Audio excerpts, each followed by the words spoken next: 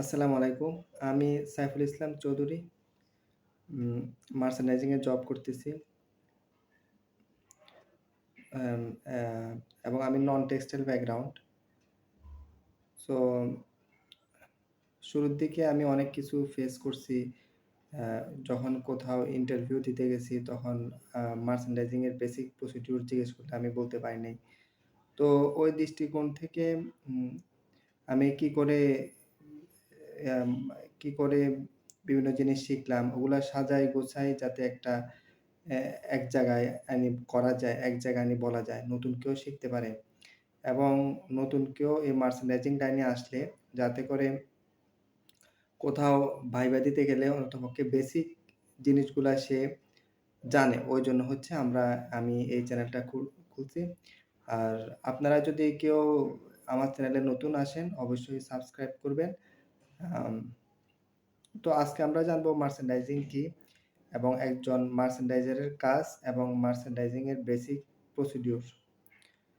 Merchandising বলতে বোঝায় শুধুমাত্র হচ্ছে আপনার একটা যেকোনো একটা বায়ারের কাছ থেকে কোনো একটা অর্ডার নেয়ার পরে এবং শিপমেন্ট পর্যন্ত যত কাজ আছে সবগুলাই হচ্ছে একজন মার্চেন্ডাইজারের কাজ এবং ওই কাজ সবগুলাকে একসাথে মার্চেন্ডাইজিং বলা হয়। যেমন একটা নরমালি একটা আ অর্ডার ক্রিয়েট হওয়ার পরে, অর্ডার পাওয়ার পরে একজন মার্চেন্ডাইজারের কাজ কি হয়? সে ফেব্রিক বুকিং দিতে হবে, অ্যাক্সেসরিজ বুকিং দিতে হবে এবং যদি আম তার গার্মেন্টস যদি প্রিন্ট থাকে, প্রিন্টের জন্য প্রিন্ট করাইতে হবে এবং অন টাইমে শিপমেন্ট করতে হবে।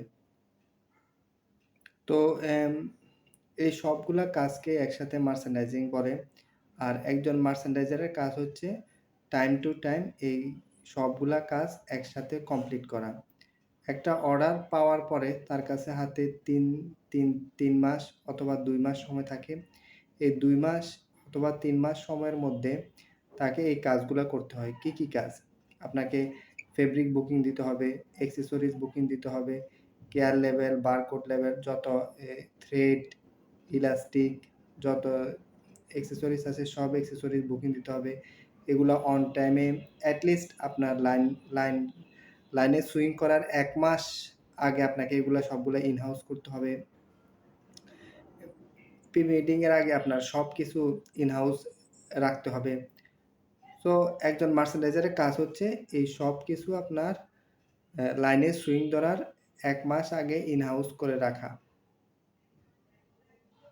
পরে আপনার ফেব্রিক বুকিং দেওয়া, অ্যাক্সেসরিজ বুকিং দেওয়া এবং যদি আপনার গার্মেন্টস যদি প্রিন্ট থাকে তাহলে প্রিন্ট করানো, প্রিন্টের অ্যাপ্রুভাল নেওয়া এবং যদি ওয়াশের গার্মেন্টস হয় ওগুলো ওয়াশ করে নিয়ে আসা, ওয়াশের পরে প্রিন্টে পাঠানো এবং শিপমেন্টের আগে এগুলা সবগুলাই অ্যাপ্রুভাল নেওয়া। সো এই সব কিছু আমি একসাথে বলে ফেললাম কিন্তু এগুলা প্র্যাকটিক্যালি করতে গেলে এগুলো অনেক টাইমলি এবং লেন্থলি সময় লাগে। আপনাকে টিএনএ মেইনটেইন করে অবশ্যই কাজ করতে হবে। টিএনএ মেইনটেইন না করলে আপনি মার্চেন্ডাইজিং করতে পারবেন না।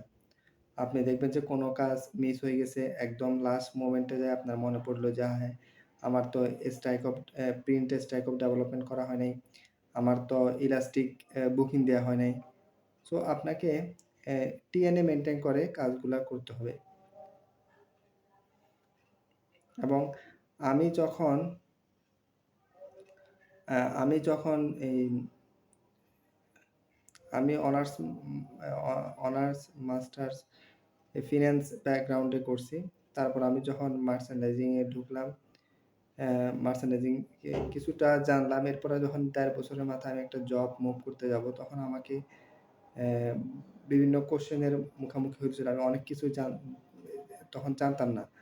তখন বিভিন্ন YouTube চ্যানেল ঘাটাঘাটি করে অনেক কিছু শিখার ট্রাই করতাম। কিন্তু সবকিছু আমি এক জায়গায় পাইনি। এজন্য আমি চিন্তা করলাম যে একটা YouTube চ্যানেল খুলি এবং কি উম আমার কি আমি শুরুর দিকে প্রবলেম ফেস করছি ওগুলা নিয়ে আপনাদের সাথে কথা বলি। যাতে করে সবকিছু আপনাকে একসাথে দেওয়া যায়। ওইজন্য হচ্ছে এই চ্যানেলটা খোলা। তো আজকে আর বেশি কিছু বলব না। ইনশাআল্লাহ ভালো থাকবেন। নেক্সট ভিডিওতে আবার দেখা হবে। আল্লাহ হাফেজ।